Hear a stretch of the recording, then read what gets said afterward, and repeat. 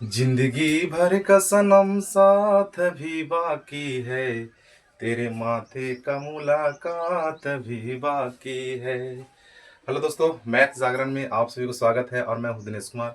मैं आज लेकर के आया हूं फिजिक्स का पहला लेसन मतलब कि प्रकाश। आज का हमारा लेसन होगा प्रकाश मतलब पहला लेसन, ठीक है ना।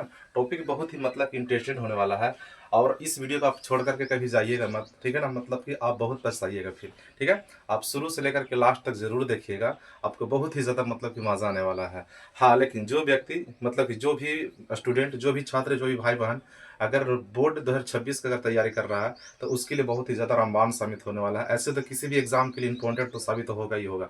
तो आइए मैं आज आपको कुछ ऑब्जेक्टिव से रूबरू करवाता हूँ, आपको सीधे दिमाग में सेट कर दूंगा मैं। देखिए यहाँ पर क्या चीज़ है कुल मैं 27 जो है प्रश्न लेकर के आया हूँ। मेरे पास 27 ऑब्जेक्टिव है, ठीक है। और 27 ऑब्जेक्टिव में से भी आपको मैं कुछ एक्स्ट्रा जो ऑब्जेक्टिव मतलब ऑब्जेक्टिव का नॉलेज दूंगा। अलग अलग से मतलब कि 10 से 12 ऑब्जेक्टिव का होगी आपको देखने के लिए मिल सकता है। तो आइए मैं आज आपको सिखलाने की कोशिश करता हूँ। कितना क्वेश्चन है? टोटल 27 क्वेश्चन है मेरे पास। मैं अब कह रहा हूँ कि 27 क्वेश्चन में आपको 2 4 8 10 ऐसे मतलब कि क्वेश्चन बना दूंगा, जिसमें 27 क्वेश्चन सीधे 37 क्वेश्चन में क्या हो सकती है, परिवर्तन हो सकती है। और बहुत ही अच्छा तरीका से बतलाऊंगा और सीधे दिमागवा में और खोपड़िया में सेट कर देंगे हम, ठीक है। तो आइए आप शुरू से लेकर के लास्ट तक बने रहिएगा, आज बहुत ही मज़ा आ जाएगा। लेकिन हाँ, उससे पहले अगर आप मेरे चैनल पर अगर पहली बार आए होंगे तो चैनल को सब्सक्राइब कर लेना। अगर वीडियो अच्छा लगे तो एक थम्स अप कर देना, मतलब कि लाइक कर देना, और दोस्तों तक शेयर करना नहीं भूलना। बहुत ही ज़्यादा मतलब जोरदार होने वाला है। और प्रकाश का जो है ना पहला वीडियो मतलब कि पार्ट 1, मैं प्रकाश का जो है ऑब्जेक्टिव मतलब करके जो लेकर के आया हूँ, उसमें 2 वीडियो मैं लेकर के आऊँगा। आज ये पहला वीडियो है, एक वीडियो और मैं प्रोवाइड कराऊंगा। उसके बाद आपको प्रकाश लेसन के पूरे ऑब्जेक्टिव का मतलब जो डर है वो क्या हो जाएगा, खत्म हो जाएगा। आप सिर्फ कॉपी और कलम लेकर के बैठिएगा, आप पूरा उसमें क्या कर सकते हैं, ऑब्जेक्टिव को कवर कर सकते हैं। तो आइए मैं स्टार्ट करता हूँ। देखिए हमारा आज का पहला सवाल क्या चीज है। देखिए यहाँ पर कहता है, कोई आपसे पूछ देता है कि प्रकाश क्या है, ऑब्जेक्टिव आपको पूछेगा कि प्रकाश क्या है, तो आप कहिएगा कि प्रकाश एक प्रकार का ऊर्जा है जी। क्या चीज है? ऊर्जा है। एक यहाँ से सवाल क्लियर हो गया। मतलब कि प्रकाश क्या चीज है, तो प्रकाश एक प्रकार का ऊर्जा है। बहुत ही इंटरेस्टेड सवाल है और एग्जाम में पूछा हुआ सवाल है। आइए मैं दूसरे एग्जाम मतलब कि दूसरे सवाल की ओर हम बढ़ते हैं। देखिए दूसरा सवाल हमारा क्या कहता है। दूसरा सवाल हमारा कहता है कि प्रकाश सीधी रेखा में गमन करती है। जैसे अगर आपको कह देगा कि क्या प्रकाश को कभी आप ऐसे टेढ़ तिरछी मतलब कि चलते हुए देखे हो, तो आप कहोगे ना जी ना, कभी हम प्रकाश को तिरछी रेखा में चलते हुए नहीं देखे हैं। मतलब कि प्रकाश जो होती है हमेशा सीधी रेखा में गमन करता है, मतलब कि ऐसे गमन करता है एकदम सरल रेखा में, ठीक है। तो ही एक यहाँ से एक सवाल निकल कर आता है कि प्रकाश कैसे गमन करती है, तो आप कहोगे सीधी रेखा में। देखिए ये हमारा स्ट्रेट लाइन जो है ये सीधा है, प्रकाश इसी प्रकार से क्या करती है, गमन करती है। तो प्रकाश जो है सीधी रेखा में क्या करती है, चलती है। दूसरा सवाल हो गया। अगला सवाल क्या कहता है कि निर्वात में प्रकाश का चाल सबसे अधिक होता है, ठीक है ना।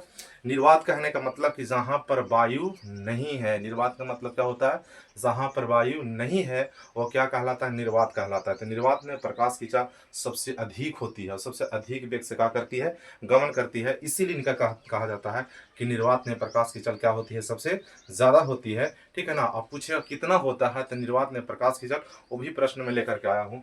देखिए यहाँ पर निर्वात में प्रकाश की चाल जो है 3 × 10⁸ मीटर पर सेकंड, कहने का मतलब 3 लाख किलोमीटर पर सेकंड, ठीक है। बात समझ आ रहा है ना। तो अब आपको याद रखना है कि निर्वात में प्रकाश की चाल कितना होता है, 3 × 10⁸ मीटर पर सेकेंड। एक चीज आपको क्या कर लेना है, कॉपी में नोट कर लेना है। अगला सवाल हमारा क्या होगा। अगला सवाल देखिए यहाँ पर मैंने कुछ क्या किया है, दर्शाया है यहाँ पर क्या, ठीक है ना। जैसे देखिए चाल को मैंने यहाँ पर दर्शा करके रखा है कि सबसे ज्यादा जो जिधर के मुंह खुला हुआ है उसका मतलब वो सबसे ज्यादा है, ठीक है। निर्वात में प्रकाश की चाल किससे ज्यादा होता है, तो वायु से। वायु के अधिक होता है किसको से, जल से। जल को अधिक होता है किससे, कांच से। इसका मतलब है कि सबसे अधिक होता है निर्वात में और सबसे कम होता है कांच में। देखिए सबसे पीछे कौन है, कांच है। इसका मतलब है कि सबसे कम किसका होता है, कांच का होता है। और सबसे अधिक किसका होता है, तो निर्वात का होता है। तो निर्वात में प्रकाश की चाल सबसे अधिक और कांच में प्रकाश की चाल सबसे कम होता है, ठीक है।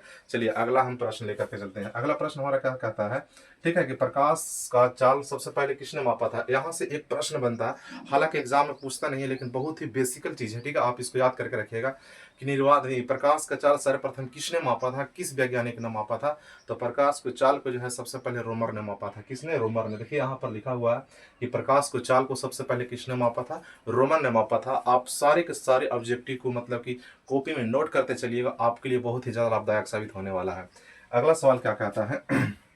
सवाल नंबर हमारा 7 क्या कहता है कि वस्तु का अपना प्रकाश होना क्या कहलाता है? तो प्रदीप्त। कहने का मतलब है कि जिस वस्तु के पास अपना प्रकाश होता है, मतलब जिस वस्तु से प्रकाश निकलती है, उसे हम क्या कहते हैं? तो प्रदीप्त वस्तु कहते हैं। क्या कहते हैं? प्रदीप्त वस्तु कहते हैं। यहाँ पर देख लीजिए कि जिस वस्तु से प्रकाश निकलता है उसे हम क्या कहेंगे, मतलब वस्तु का अपना प्रकाश होना क्या कहलाता है?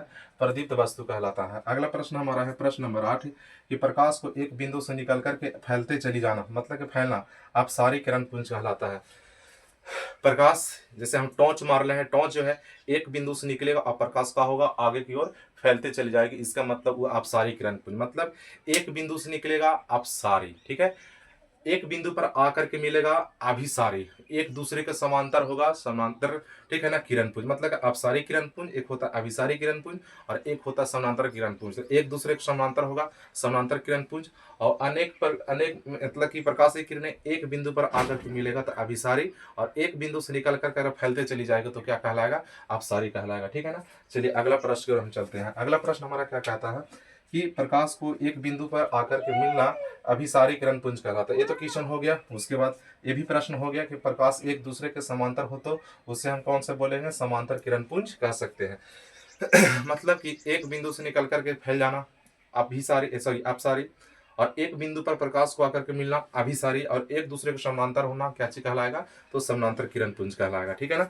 चलिए हम प्रश्न 11 की ओर चलते हैं। कहता है, बहुत ही इंपॉर्टेंट प्रश्न है, मतलब कि यहाँ से यहाँ तक लेकर के बहुत ही ज्यादा इंपॉर्टेंट है। कोई ना कोई प्रश्न आपको देखने के लिए मिलेगा ही मिलेगा और पूछेगा ही पूछेगा उस प्रश्न को। देखिए यहाँ पर क्या कहा कि आपतन कोण परिवर्तन कोण के बराबर होता है, मतलब कि जितना आपतन कोण होगा, आपतन कोण अगर 10 डिग्री के है तो परिवर्तन कोण भी 10 डिग्री का होगा।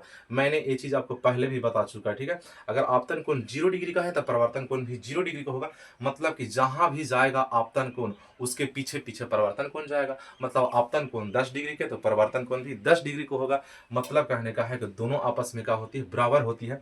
इसका मतलब है कि आपतन कोण जो है परिवर्तन कोण के बराबर होता है। चलिए अगला प्रश्न पर हम ध्यान देते हैं। देखिए यहाँ पर लिखा हुआ है कि कोण आई बराबर कोण आर किसका नियम है? तो प्रकाश के परिवर्तन का नियम। जहां पर भी कोण आई बराबर कोण आर अगर आपको नजर आ जाता है तो हम समझ लेंगे प्रकाश के परिवर्तन का नियम है। और प्रकाश के परिवर्तन का कौन सा नियम है? तो आप कहोगे दूसरा नियम है। क्या चीज है? दूसरा नियम है। प्रकाश के परिवर्तन का दूसरा नियम क्या कहता है भाई? कि आपतन कोण परिवर्तन कोण के बराबर होता है। बस यही तो दिमाग में सेट करके रखना है। अगला प्रश्न हमारा क्या चीज सवाल है कि श्वेत प्रकाश में 7 रंग होता है। श्वेत प्रकाश मैंने कहने का मतलब जो सूर्य की जो प्रकाश जो होती है ना, उसमें कितने रंगों का मिश्रण है? 7 रंगों का मिश्रण है। तो आपको याद रखना है कि श्वेत प्रकाश में कै रंग होती है? तो 7 रंग होती है। कै रंग? 7 रंग होती है। अगर वही पूछेगा कि सबसे मध्य में कौन सा रंग होती है तो आप लिख लो, कॉपी में अलग से नोट कर लो, ठीक है ना, कि श्वेत प्रकाश में जो है श्वेत प्रकाश के मध्य में हरा रंग होती है। कौन सा रंग होती है?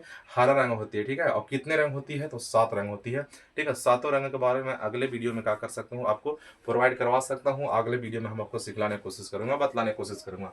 चलिए यहाँ पर देखिए मोस्ट इंपॉर्टेंट क्वेश्चन है। कहता है सूक्ष्मदर्शी, सूक्ष्म का मतलब होता है छोटा और दर्शी का मतलब देखना, जो छोटे वस्तुओं को बड़ा करके दिखा दे, ठीक है, छोटे वस्तुओं को बड़ा करके दिखा दे उसी को हम क्या कहेंगे? सूक्ष्मदर्शी कहेंगे। तो कहेगा कि सूक्ष्मदर्शी क्या है? तो छोटे वस्तुओं को बड़ा करके दिखाना, या फिर कहेगा कि छोटे वस्तुओं को बड़ा करके दिखाना क्या किसका काम है? तो सूक्ष्मदर्शी का काम है, ठीक है। तो सूक्ष्मदर्शी का क्या काम है? तो छोटे वस्तुओं को बड़ा करके दिखाना, मतलब बड़े आकार में दिखाना। उसके बाद एक होता है दूरदर्शी। दूर के मतलब होता है दूर और दर्शी मतलब देखना, मतलब कि दूर की वस्तुओं को है देखने की क्षमता प्रदान करता है। दूरदर्शी क्या करता है? ढेर दूर तक वस्तु है और उसको देखने की मतलब की क्षमता प्रदान करता है। तो दूर की वस्तुओं को देखने का काम कौन करता है?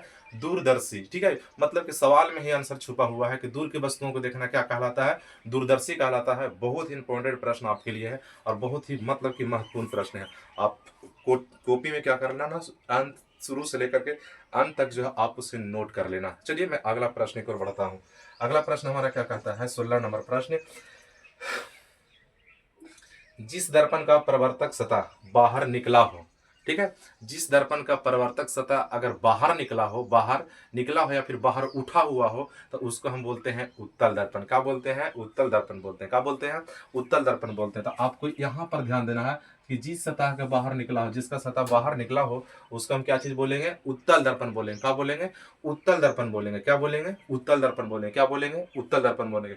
बाहर की ओर निकला हुआ है मतलब बाहर की ओर उठा हुआ है, ठीक है, तो क्या कहलाएगा? उत्तल दर्पण। और अगर अंदर अगर क्या चीज है? धंसा हुआ है, ठीक है, देखिए अंदर धंसा हुआ तो क्या चीज कहलाएगा? अवतल दर्पण कहलाएगा। मतलब कि 17 नंबर प्रश्न है कि जिस दर्पण का प्रवर्तक सतह अंदर धंसा हो उसको क्या कहेंगे? प्रवर्तक सतह अगर अंदर धंसा हुआ है तो अवतल दर्पण कहेंगे। क्या कहेंगे? अवतल दर्पण कहेंगे। क्या कहेंगे? अवतल दर्पण कहेंगे। बाहर रहेगा तो उत्तल, अंदर रहेगा तो अवतल, बाहर रहेगा तो उत्तल और अंदर रहेगा तो अवतल। बस इतना ही आपको याद करके रखना है। अगला प्रश्न क्या कहता है? 18 नंबर प्रश्न कि जिस दर्पण का प्रवर्तक सतह समतल हो। समतल कहने का मतलब मेरे भाई बराबर। जैसे हम अपने घरों में जो फेस जो देखते हैं ना, चेहरा, वो हमारा समतल दर्पण है। क्या चीज है? समतल दर्पण है, ठीक है ना। समतल दर्पण में ही हमारा फेस जो है क्या होती है? मतलब कि बराबर दिखाई पड़ता है, ठीक है। जिस प्रकार से हमारा फेस होती है उसी प्रकार से उसमें क्या होती है? दिखलाई देती है। यहाँ पर लिखा हुआ है कि जिस दर्पण का प्रवर्तक सतह क्या चीज हो? समतल, उसे हम कौन सा दर्पण कहेंगे? समतल दर्पण कहेंगे। मतलब कि इंपॉर्टेंट से भी इंपॉर्टेंट प्रश्न अगर इसको कहा जाए तो सबसे इंपॉर्टेंट प्रश्न, मोस्ट इंपॉर्टेंट प्रश्न, वेरी वेरी इंपॉर्टेंट प्रश्न, तीन वो हमारे यहाँ से निकल करके आता है कि सतह बाहर निकल रहेगा तो उत्तल, और अंदर धंसा हुआ रहेगा तो अवतल, और समतल रहेगा तो समतल दर्पण कहलाएगा, ठीक है ना। आपको इतना याद करके रखना है।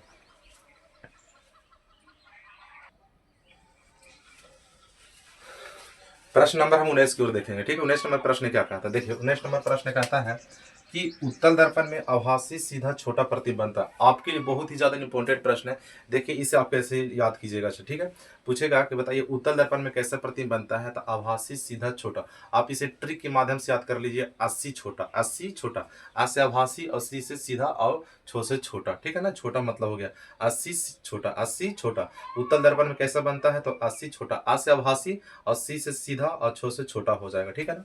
तो ये यहाँ पर हो गया आभासी सीधा छोटा, ठीक है। तो उत्तल दर्पण कैसा बनता है? तो अगर हो गया आभासी बनता है, सीधा बनता है और छोटा बनता है, ठीक है। इतना आपको क्या करना है? याद करके रखना है। अगला प्रश्न कहता है कि अवतल दर्पण में कैसा प्रतिबिंब बनता है? तो अवतल दर्पण में जो है बड़ा बनता है, छोटा बनता है, ठीक है। ये आपको क्या करना है? याद करके रखना है, लिख भी लेना है, ठीक है। कि अवतल दर्पण में कैसा प्रतिबिंब? तो बड़ा और छोटा बनता है। और अवतल दर्पण एक ऐसा प्रतिबिंब है कि जिसमें बड़ा भी प्रतिबिंब बनता है और छोटा प्रतिबिंब बनता है। सवाल पूछेगा किस दर्पण में बड़ा और छोटा दोनों प्रतिबिंब बनता है, तो आप याद रखोगे अवतल दर्पण में बड़ा और छोटा दोनों प्रतिबिंब बनता है, और उत्तल दर्पण में सिर्फ छोटा बनता है। और अवतल दर्पण में ऐसे बड़ा बनता है लेकिन साथ साथ छोटा भी बनता है। तो अवतल दर्पण में बड़ा और छोटा दोनों प्रकार का दर्पण होती है, प्रतिबिंब बनती है। अगला सवाल क्या कहता है? सवाल नंबर हमारा 21 होगा कि समतल दर्पण में कैसा प्रतिबिंब बनता है? तो समतल दर्पण में देखिए यहाँ पर लिखा हुआ है कि बराबर प्रतिबिंब बनता है। आप इसको याद रखिएगा कि समतल दर्पण में कैसा प्रतिबिंब बनता है, तो मतलब कि बराबर प्रतिबिंब बनता है। समतल दर्पण में बराबर प्रतिबिंब बनता है। उत्तल में छोटा बनता है, आभासी बनता है, सीधा बनता है। अवतल में बड़ा और छोटा दोनों बनता है, ठीक है। उसमें वास्तविक बनता है, अवतल में वास्तविक बनता है, ठीक है ना। लेकिन समतल में कहेगा तो बराबर बनेगा। किसके? मतलब कि वस्तु के बराबर बनती है, वस्तु के बराबर बनती है। आपको इतना याद करके रखना है।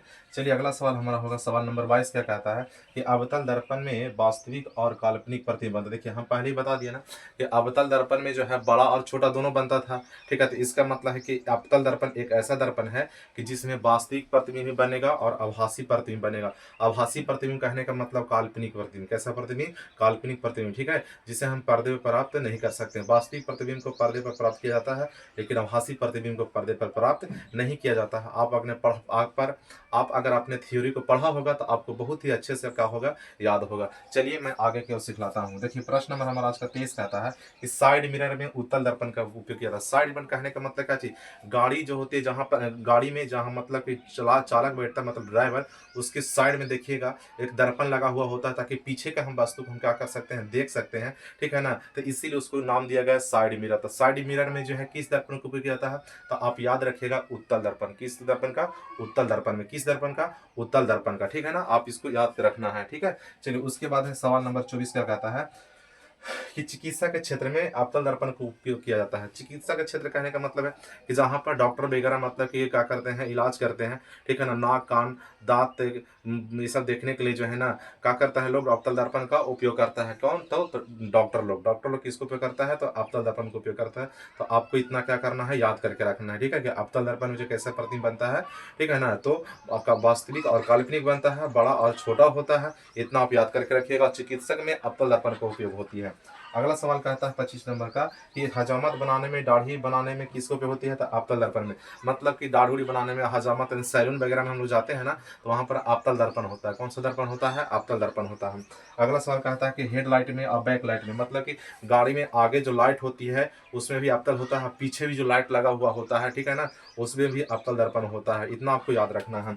आज का लास्ट सवाल हमारा होगा 27 नंबर सवाल कि दर्पण की लंबाई को क्या कहते हैं? द्वारा कहते हैं। दर्पण की लंबाई को, मतलब दर्पण के कुल लंबाई को हम लोग क्या कहते हैं? द्वारा कहते हैं, ठीक है। आपको इतना सवाल क्या करना है, एक जगह पर मतलब कि इकट्ठा करके रखना है, सीरियल करके रखना है, और आप क्या कर सकते हैं, क्वेश्चन बाय क्वेश्चन जो है आप याद कर सकते हैं। आपके लिए सब्जेक्टिव के लिए भी फायदेमंद हो सकता है और ऑब्जेक्टिव के लिए भी बहुत ही ज़्यादा फायदेमंद हो सकता है। तो आज का हमारा पार्ट 1 इतना ही। मैं एक और पार्ट लेकर के आऊँगा जो हमारा पार्ट 2 होगा, और एक और पार्ट पढ़ने के बाद जो है ना, प्रकाश का जो चैप्टर जो होगा पूरे ऑब्जेक्टिव को तबाह करके धर देगा, पूरे ऑब्जेक्टिव खत्म हो जाएगा।